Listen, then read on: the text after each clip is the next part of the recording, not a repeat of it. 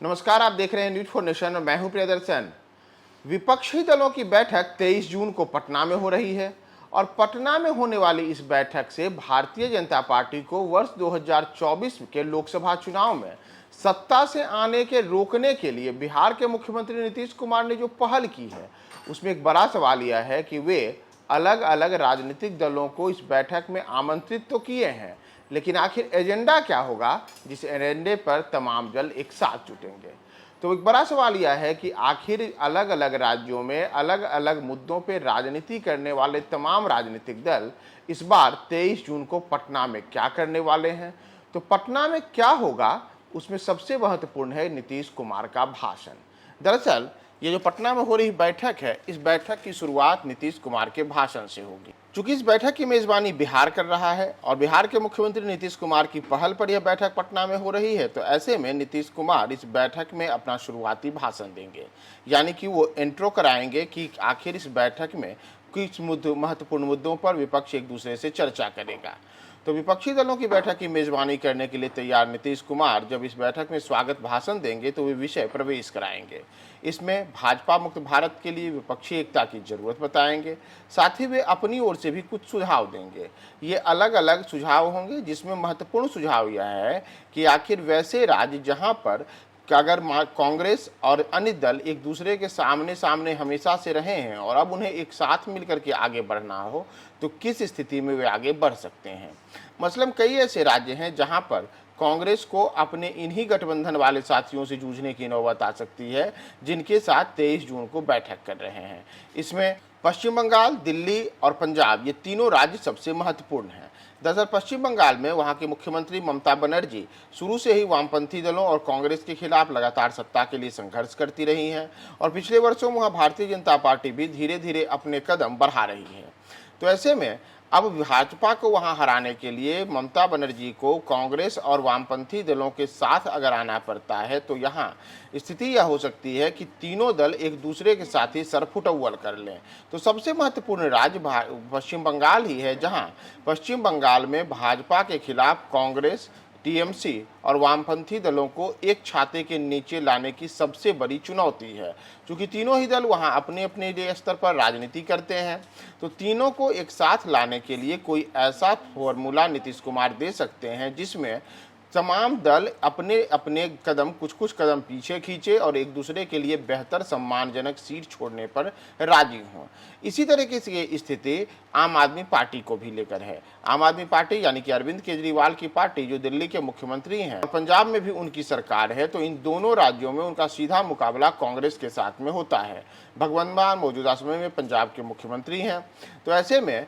अरविंद केजरीवाल ने एक ऐसा फार्मूला दे सकते हैं जिसमें वे यह बता सकते हैं कि अगर कांग्रेस पंजाब और दिल्ली दोनों जगहों पर लोकसभा चुनाव में उम्मीदवार खड़े न करने की शर्त को माने, तो ऐसी स्थिति में मध्य प्रदेश, राजस्थान और छत्तीसगढ़ में होने वाले विधानसभा के चुनाव में आम आदमी पार्टी अपना कोई भी उम्मीदवार नहीं उतारेगी और इतना ही नहीं, अपने लिए जो अलग स्तर पर राष्ट्रीय विस्तार करने में पार्टी लगी है उसे भी वह रोकेगी। यानी कि इसके लिए कांग्रेस के सामने यह एक बड़ी शर्त रखी जाएगी कि वह दिल्ली और पंजाब में चुनाव न लड़े। लेकिन अब सबसे बड़ा सवाल है कि क्या कांग्रेस इन बातों को मानेगी।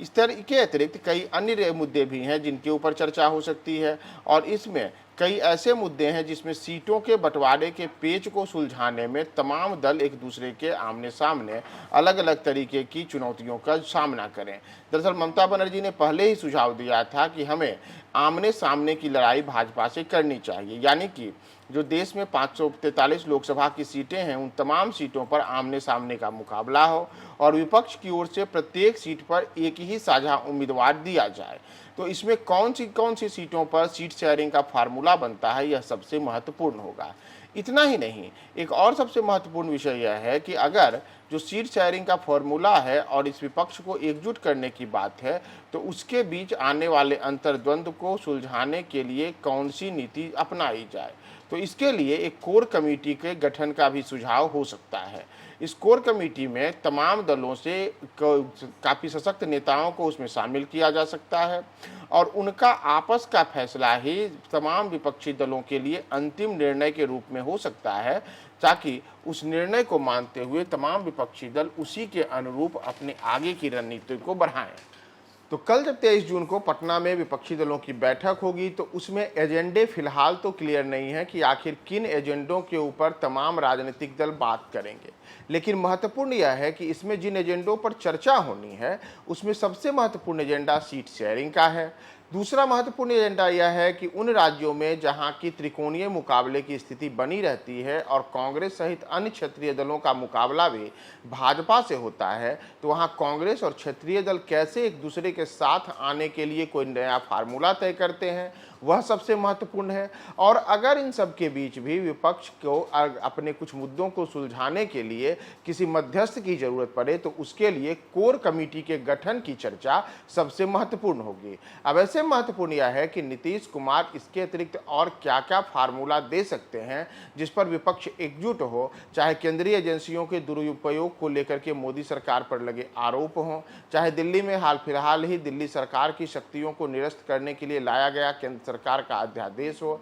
या फिर देश में जो जातीय और सांप्रदायिक हिंसा की अलग अलग बातें सामने आती हैं और विशेष करके जो मणिपुर में हिंसा का दौर पिछले कुछ समय से देखा जा रहा है, उस स्थिति में देश को भारतीय जनता पार्टी की शासनकाल में आग और हिंसा के दौर पे गुजरने वाली पार्टी के तौर पर तैयार करने के लिए नीतीश और क्या क्या बता सकते हैं या विपक्ष इसमें और कौन कौन सी बातें कह सकता है, यह कल की बैठक के लिए बेहद महत्वपूर्ण होगा।